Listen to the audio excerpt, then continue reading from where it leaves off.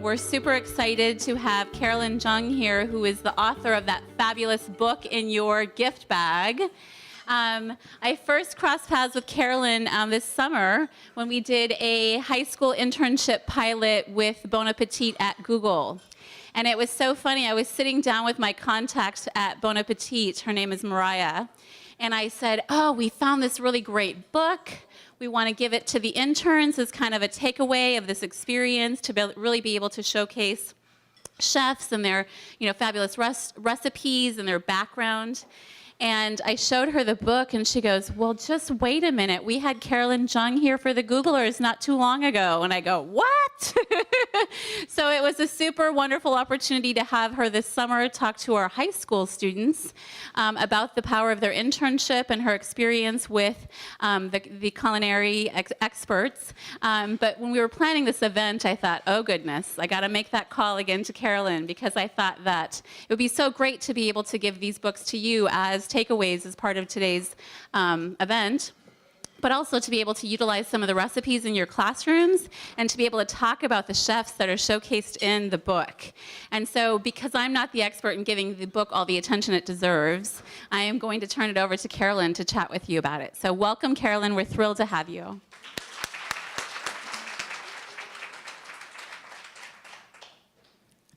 Thank you so much for inviting me to this snazzy new building, which is very impressive looking. Some of you may know my name. I was many years a food writer at the San Jose Mercury News.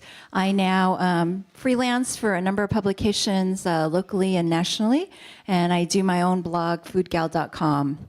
So I was born and raised in San Francisco. So when people ask me, how did my love of food come about? I say, hey, that's where I was born. It's kind of in my blood.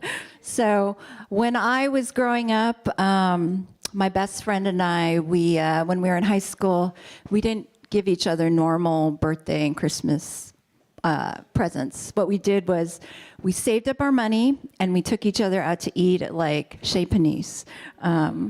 And on the weekends, we would get together and bake. And one of our favorite things to do was when our parents were off doing something for the evening, we would get together and cook at home. Even if it was something, lame like hamburger helper, it was like thrilling to us. And we would hold a wooden spoon up to each other and pretend that we were on a cooking show. So despite all that, never in my wildest dreams did I think I would ever do a cookbook of my own. So how did this all come about? I will say to every one of you out there, always check your email inbox, because you never know what's going to pop up in there, which is what happened in my case last spring. It was early in the morning. I just had my first cup of coffee, and I was kind of bleary-eyed, scrolling. And here I see this email from the publisher asking, would you like to do this cookbook, San Francisco Chef's Table? And she explained that they do this series of cookbooks around the country. For instance, there's Brooklyn Chef's Table, there's New Orleans Chef's Table, Austin Chef's Table, and for some unordinary reason, there was no San Francisco Chef's Table yet, and I was shocked at that. So of course, I was thrilled to be asked to do this, but then I almost had a heart attack when she told me the deadline, 3 months. It was crazy, yeah. Apparently, this particular publisher works under a very tight deadline. So I knew I had my work cut out for me, and it was going to be a real challenge, but also a lot of fun. So one of the first things I did was I roped my good friend Craig Lee into doing the photos for this book. And Craig sends his regards. He was supposed to be here today, but he had a last-minute work assignment that he had to do. So Craig and I actually started out as competitors. He was the main food photographer for the Chronicle, and I worked at the Mercury News. But we saw each other, at various events. And then when I started freelance, I was writing for the Chronicle, and I'd be at a restaurant interviewing a chef, and lo and behold, who would show up to take the photos but Craig. So when I said yes to do this cookbook, I immediately emailed him and I said, please, please, please do this with me. And luckily he said yes, because the greatest thing working with him was he knew most of these restaurants and chefs already, so that when he showed up there, they were thrilled that he was there. It was like meeting an old friend again that they'd worked with before. So my other task at hand was to choose the restaurants, and I was instructed to choose about 50 or 60 restaurants in the Bay Area. And that's not an easy thing to do, given all the wonderful places there are to eat in the Bay Area. We're so, so lucky. So I actually, when I got this cookbook contract, I was scheduled to leave to Maui a couple days later to judge a cooking contest.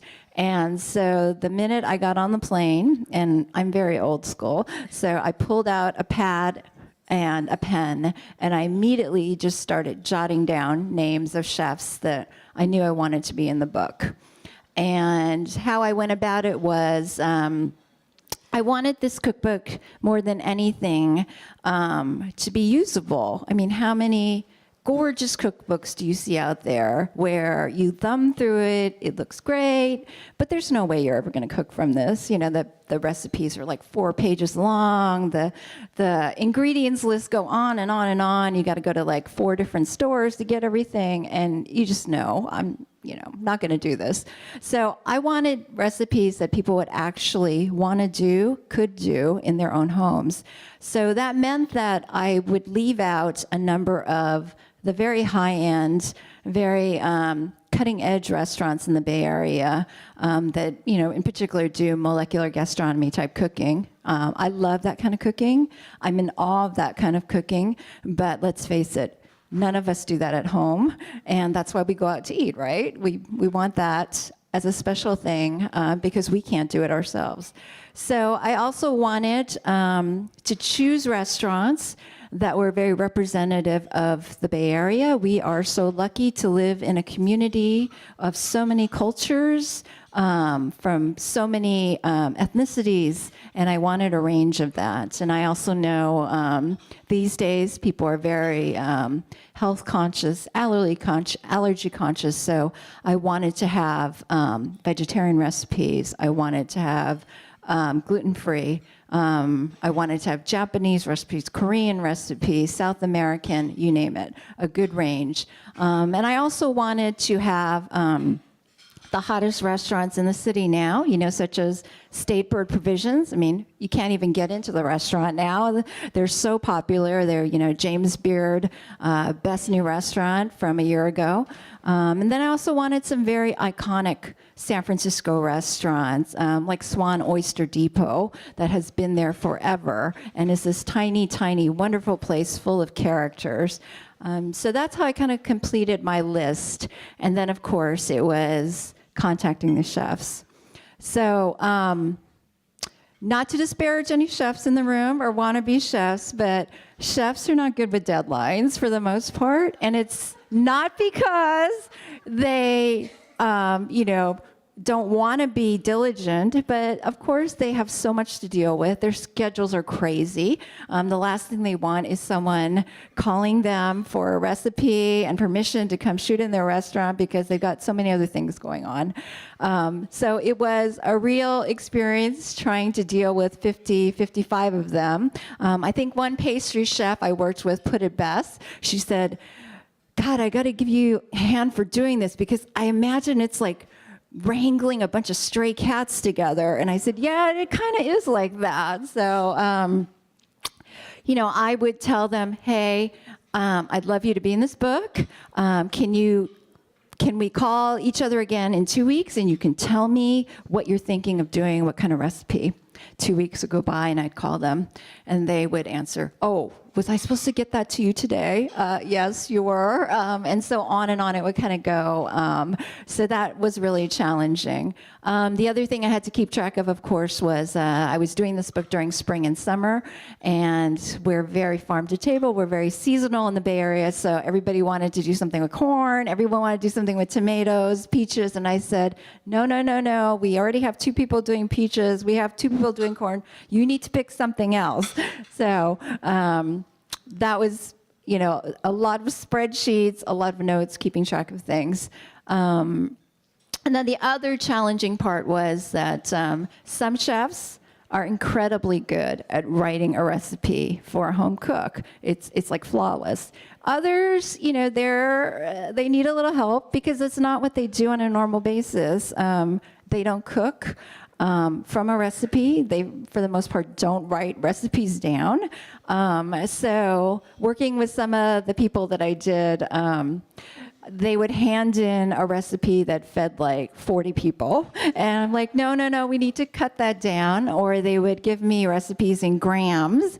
And I'd say, no, people don't do that at home. I know you want to be really exact and chefs like to weigh everything, but people at home do not do that. So I need it in imperial measurements. I think one of the stories I liked best, and it kind of made me roll my eyes at time, that kind of summed up the process, was I got this recipe from a pastry chef who, I love her stuff, I adore her. I think it was originally supposed to make enough for 40 people. And I said, we got to cut this down. So we cut it. And so she sent me the ingredients list, and it was fairly extensive. And then she sent me like 1 sentence for the directions, which were, make an anglaise, burr it, but don't add too much air. And I was like, what? What the heck is this? And so through a month-long process of emails and phone calls of trying to sort of nail her down on what exactly are you making here? And, we need to go step by step. After like even a month of that, she at one point emailed me and said, oh, by the way, did I tell you need to put this in an ice cream maker? No. So there were things like that happened. Other things, we had shot the photos, I had edited the recipe, I had written the intro for another restaurant, and lo and behold, the chef leaves and takes most of his kitchen crew with him. And so I was left thinking, oh my God, we don't know the future of this restaurant. Will it stay the same? Will it morph into something completely different? So after a talk with my publisher, we decided we're going to have to yank it, which was sad because it was a really wonderful recipe, and fried chicken, by the way. But we couldn't use it because we just didn't know what the future held for that restaurant, and actually it did morph into something completely different. And the other things that happened were we had one chef who he kind of dilly-dallied about converting his measurements into grams for me, and it got to the point where I needed to turn in the manuscript in like 4 days. And I said, look, we've taken the photos, we've written everything. We want you to be in the book, but we can't just have photos. We need a recipe. And he's like, yeah. I'll do it. And even the photographer who happened to live not too far from this restaurant said, let me go talk to him. I'll go walk over there. And so he went over there and he said, look, we really need this now for you to be in the book. And so deadline passed. I turned in the manuscript without his recipe. And then lo and behold, like 3 days later, he emails me the information. And so I scrambled to my publisher and I said, look, is it too late? Because we have it all now. We could put this one in. And she goes, it's fine. So that one went into the book. So it was kind of a crazy experience to have to do this in 3 months. I mean, ideally, if I had 6 months, it would have been wonderful. But to cram it into 3, and I was also doing other freelancing at the time, I think my head was spinning on some days. And I know for Craig, he was shooting multiple assignments sometimes. But I think he got the best part, though, because he got to eat all the food after he photographed it. So So I wish he was here today to tell you some of the most wonderful things he got to eat. I think one of his favorites, though, because I remember him emailing me after the shoot, and it was the mudslide cookies from Prospect Restaurant. And Craig is not a baker. His wife is a wonderful cook, but Craig doesn't really cook too much or bake. And he emailed me and he goes, "Oh my God, these cookies are amazing. I'm going to bake them." And then I knew, okay, these are something special. And in fact, that cookie recipe, if not by timing, also might not have ended up in the book, because this particular pastry chef had been at another restaurant. And when I started working on the book, I contacted the restaurant and they said, "Oh, he's left." And I was like, "Oh no." And so I emailed him directly and I said, "Where are you working now?" And he goes, "Oh, I'm taking a break." And I'm like, "No, don't take a break now." I explained to him, I said, "I'm doing a cookbook. I'd love for you to be in it, but you need to be associated with a restaurant or a bakery, or you need to be doing pop-ups or something, some place where people can actually try your stuff." And so he goes, "Well, I might be getting another job soon. I'll keep you posted." And so luckily, I think a month and a half into the process, he emailed one day and said, "Carolyn, I'm working at a restaurant now." And I was like, yay, because Rodney Surden, he makes the most amazing cookies. And I knew, because I have a giant sweet tooth, I admit, that when I did this cookbook, that I wanted to have a really decadent cookie in this book. And he was the man for the job. And definitely he was, because my friends, I roped a lot of my friends into testing recipes for me. I'd say, "Hey, you like to bake, right? Can you make this and see, if it works, if there's any issues with it?" And so my friend Carolyn made this, and it took her a few days to do it because unfortunately we were going through a heat wave then, and she was reluctant to turn on the oven for that long. But she did, and then she emailed me and she goes, "Wow, these are really special. My husband ate like 4 of them right when they came out of the oven."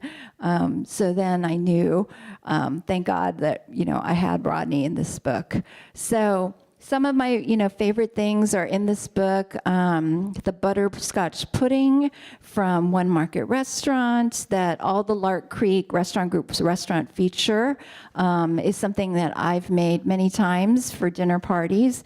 And I love it because it actually has a little bit of real scotch in it, which I really think you need for a good butterscotch pudding, right? Right? And some of my other favorite recipes, I think, are the ribs from State Bird Provisions. Like I said, it's a restaurant that's incredibly difficult to get into. And I remember eating these ribs and remarking on how incredibly tender they were to the chef.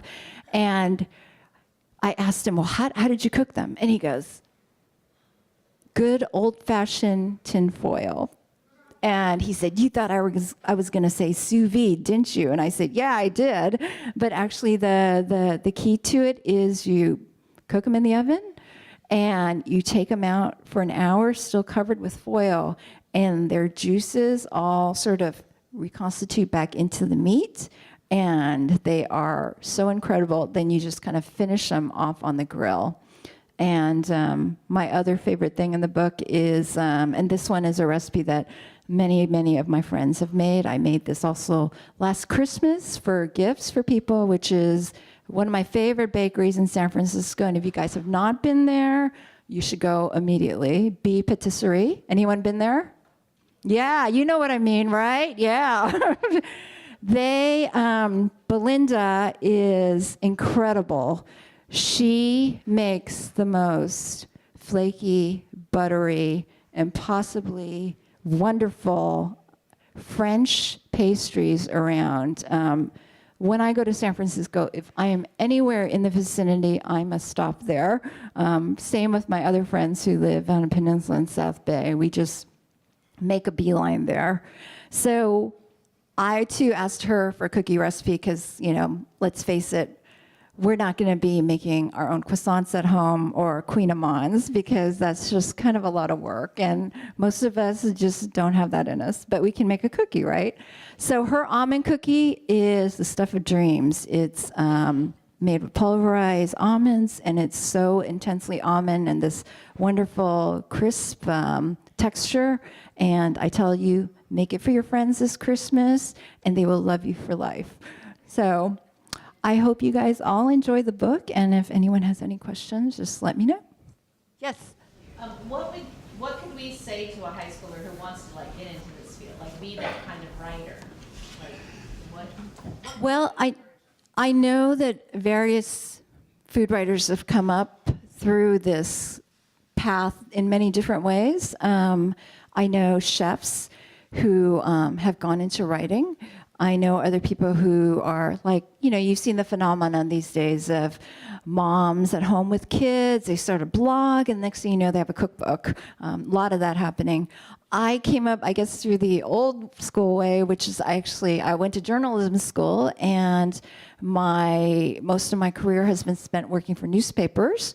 And actually, half of my career was working in hard news. So I covered everything from plane crashes to trials to many, many long city council meetings.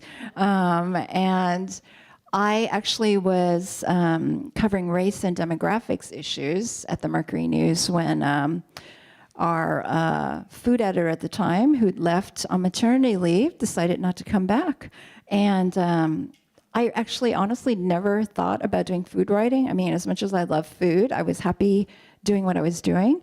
And then my friends, who, probably just incessantly listening to me talk about what I baked over the weekend, what restaurant I've gone to, or asking them, where are we going to go eat today? And they came over to me and said, well, you're going to apply for this, right? Because, this is your job. Your name's written all over this. And I said, really? You think so?